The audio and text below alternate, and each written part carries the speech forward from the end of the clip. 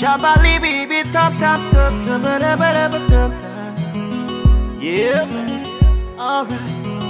Tomorrow, hey, the sun is gonna shine.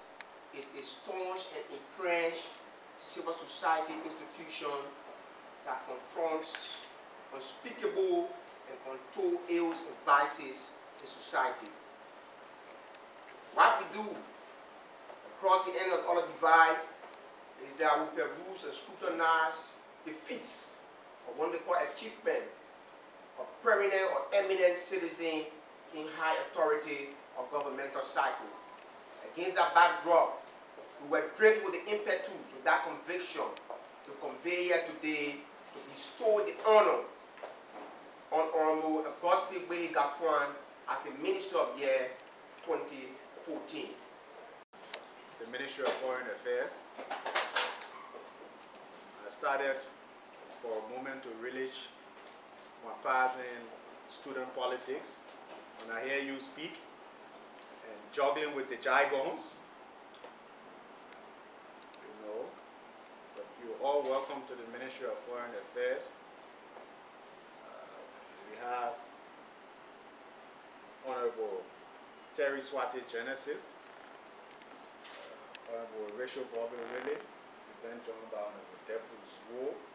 We're all here to witness this occasion, which we believe is very befitting for a man who has a prolific, outstanding, and erudite son of the soil. We believe that your analysis, your scrutiny, your reviews that you undertook before deriving at your position to bestow this honor on him, we're all in the right direction. So we want to say welcome to the Ministry of Foreign Affairs. Thank you. By His Excellency Augustine Kpehe Ngafuan, Minister of Foreign Affairs, Republic of Liberia. If you can recall, in this year, at the height of the Ebola plague in our country, the Liberian people in all facets, in all hamlets, in all towns and villages of our country experienced the causing of death at the hands of the Ebola viral disease. When Liberia was so troubled, and all of our friends, including our neighboring countries and our African brothers, were almost rejecting us as Liberians because the disease has befallen our country. How we can recall that Minister Ngafuan in the international community was the voice of Liberia, ensuring, crying on the international community and saying, look, Liberians have been stigmatized because of this particular situation.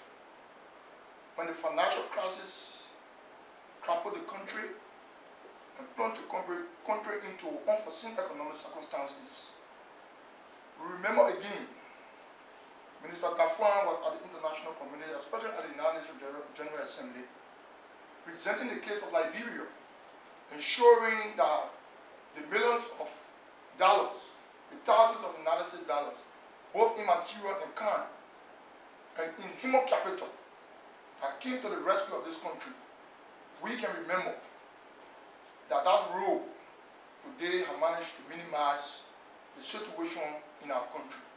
And we can proudly say that his intervention into the Liberian situation has played a very key role in our country and remain indelible, not just on the minds of Liberians, but very young, youthful Liberians, the students of this country, the doctors, the nurses, the health workers, even our President of Excellency Malayali Johnson Salim.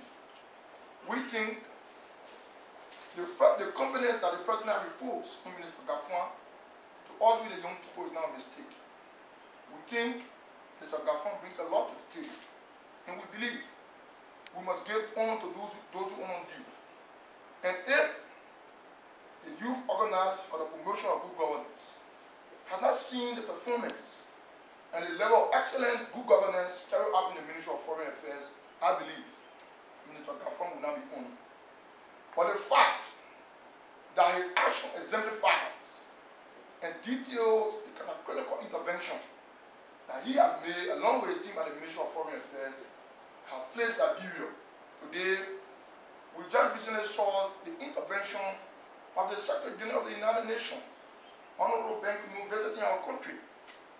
We see the Swedish International Development Agency, SIDA. We see the European Union. We see the Chinese government. We see the United States government. We see all of the international intervention that have been made in our country. So, Minister and Comrade Militant and Abdullah, before I present this certificate to you, I want all of us to observe a moment of silence for all of our brothers who fought victim of the Ebola situation in our country.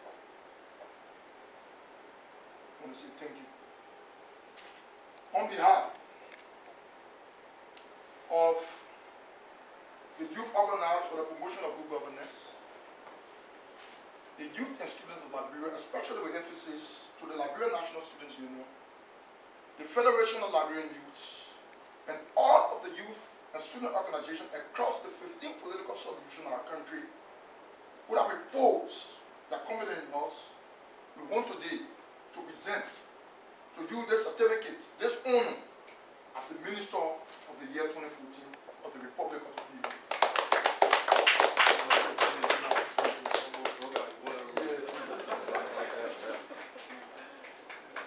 So you can be seated.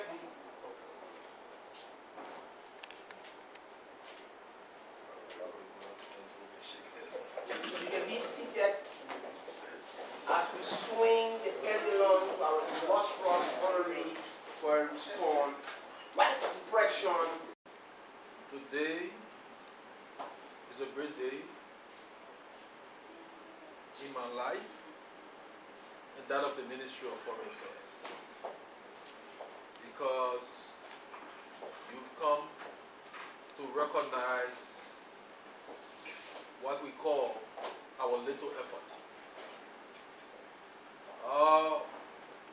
We as public servants, government officials, we proceed, or we should proceed to do our work without an expectation of honor. Honor, no honor, the work should be done. Honor comes, we appreciate.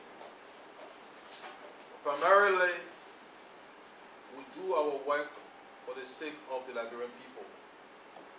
You are a subset of the Liberian people. Looking at us from afar, evaluating us, and you know, to use some of the phrases we used in the past and popularized in the past. When we do condemnable things, you condemn us. And we do commendable things, you commend us.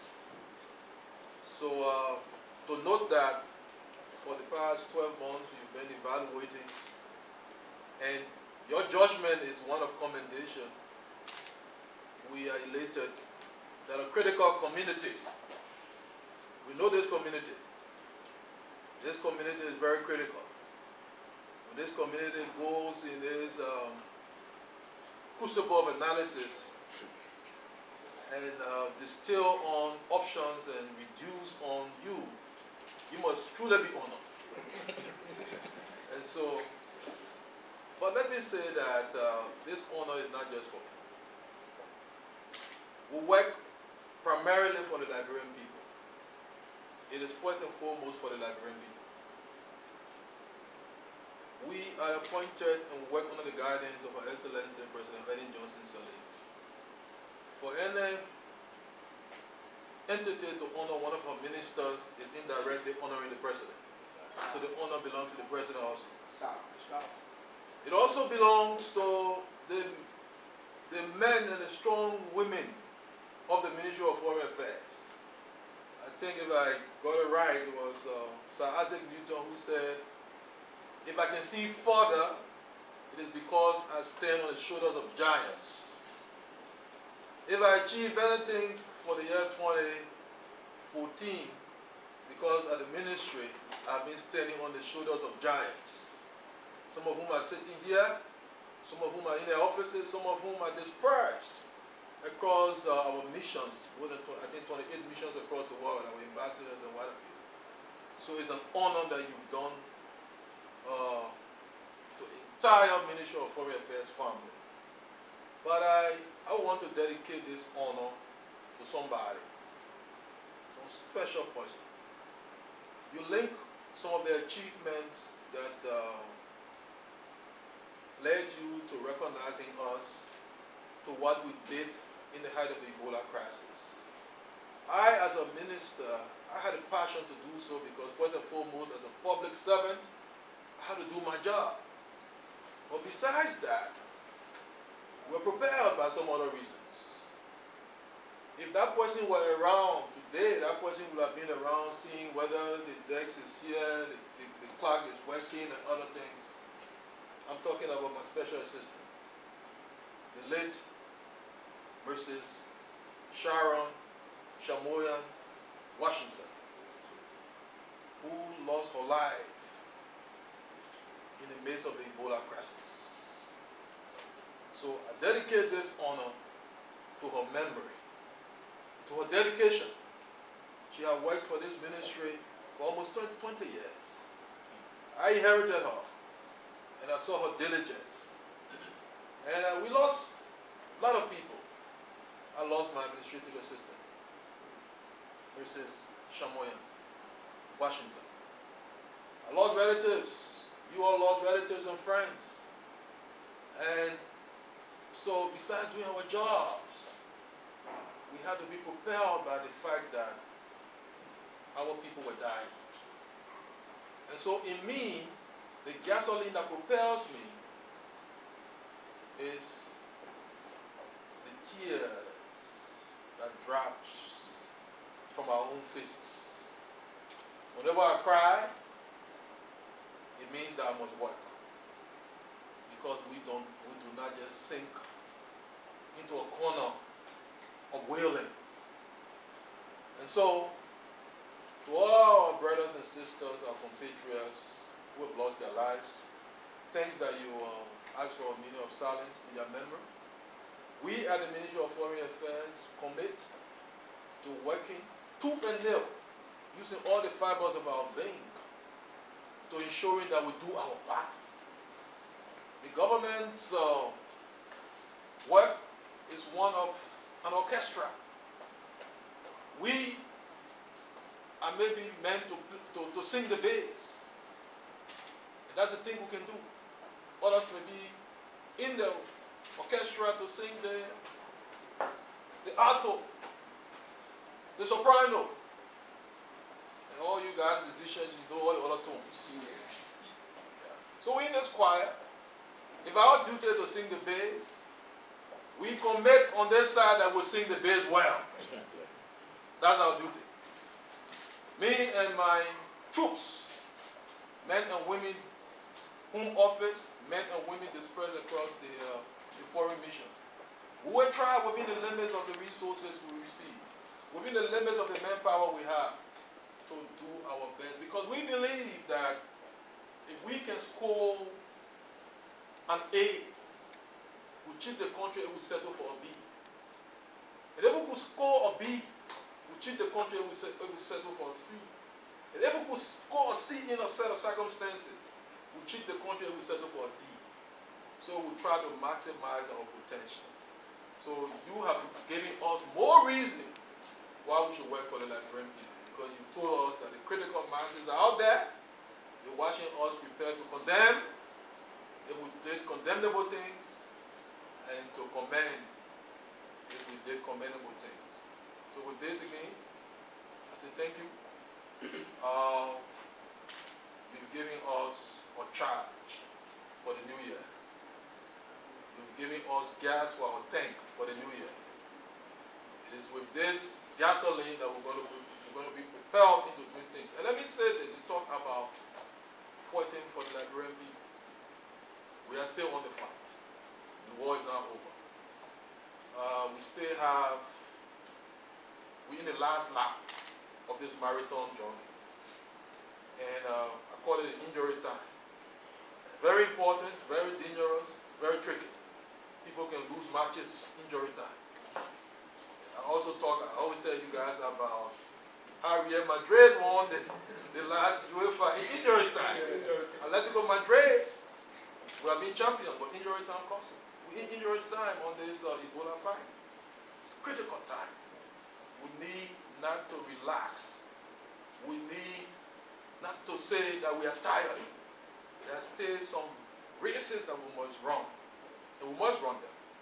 And on the issue of stigmatization, I can tell you we're still facing some challenges. But we at the Ministry of Foreign Affairs, we are up to the task.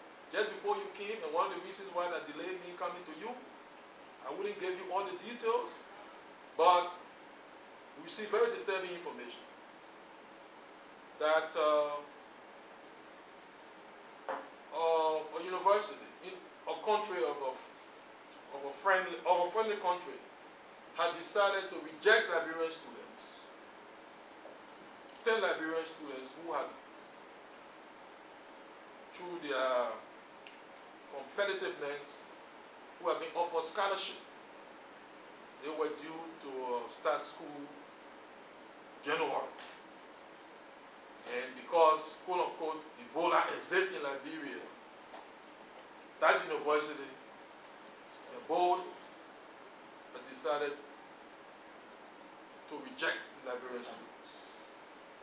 That information has just been received, and we're working on that. We are escalating it to the highest diplomatic level to avert that possibility. Because the worst thing that can happen is for our people to be deprived of the benefit of education, because they got these scholarships through a competitive process. You know, Ebola, as I said in one of our public statements, you know, we've been victimized because of Ebola. Ebola itself has victimized us. We cannot be doubly victimized by stigmatization. So we will fight that. After we succeed, you'll get the details. But we'll avert this possibility. And your coming here has even given us more reason why to fight to the bottom. So with this, let me say thanks again for coming. And thanks to members of our troops for being here. These young people have given us ammunition for the new year. So you have no excuse. Absolutely. Absolutely no excuse. If you don't do your work well. Because you'll be prepared. The same people who can commend, the same people who can condemn. Thank you very much. One remarkable comment that our only very true.